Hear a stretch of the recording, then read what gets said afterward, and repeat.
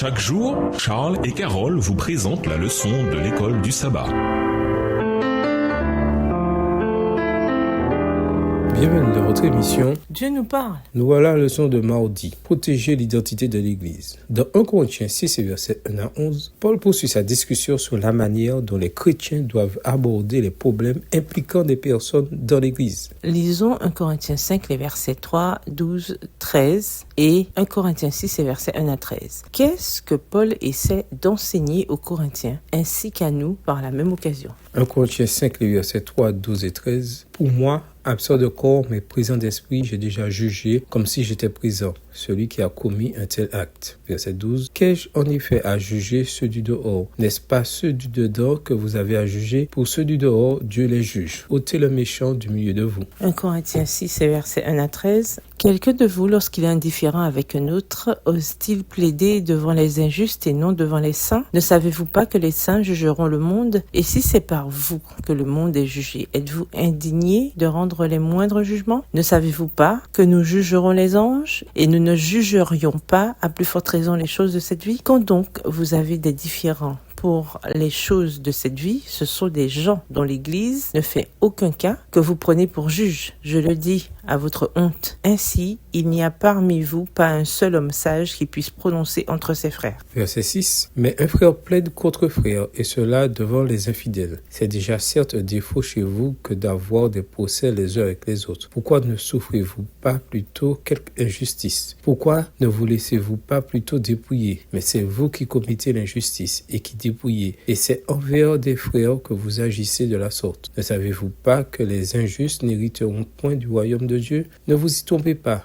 Ni les impudiques, ni les idolâtres, ni les adultères, ni les efféminés, ni les infâmes, ni les voleurs, ni les cupides, ni les ivrognes, ni les outrageux, ni les ravisseurs n'hériteront le royaume de Dieu. Verset 11. Et c'est là ce que vous avez été, quelques-uns de vous. Mais vous avez été lavés, mais vous avez été sanctifiés, mais vous avez été justifiés au nom du Seigneur Jésus-Christ et par l'Esprit de notre Dieu. Tout m'est permis, mais tout n'est pas utile. Tout m'est permis, mais je ne me laisserai asservir par quoi que ce soit. Les aliments sont pour le ventre et le ventre pour les aliments. Et Dieu détruira l'un comme les autres. Mais le corps n'est pas pour l'impudicité. Il est pour le Seigneur et le Seigneur pour le corps. Le mot grec pogma dans 1 Corinthiens 6 verset 1 traduit par différent est un terme générique qui signifie choisi. Ici, il renvoie à une question légale. Il est important de ne pas oublier que le passage d'1 Corinthiens 6 verset 1 à 11 ne fait pas référence à une affaire criminelle. Dans Romains 13 verset 1 à 5, Paul affirme l'autorité des tribunaux en matière d'affaires criminelles. Ici, la porte traite d'un cas d'immoralité sexuelle, tout comme Moïse dans Deutéronome 22, les versets 22 à 24. Cela montre à quel point la manière dont Paul traite les problèmes dans l'Église est enracinée dans les Écritures. Le fait que le cas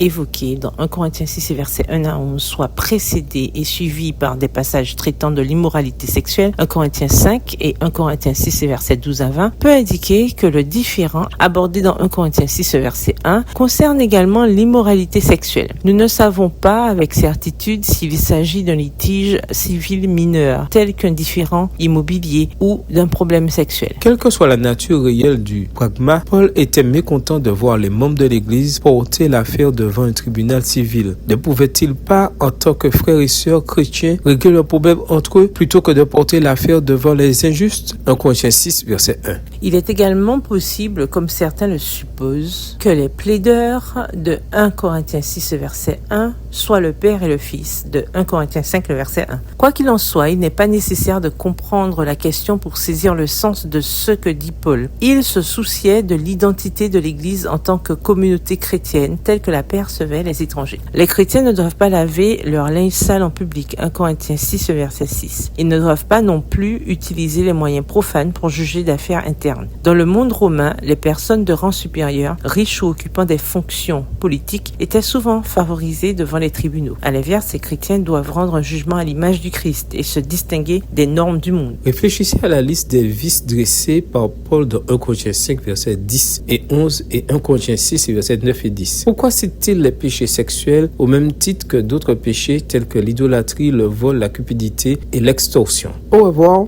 Et à demain si Dieu veut. Dieu nous parle. Chaque jour, Charles et Carole vous présentent la leçon de l'école du sabbat.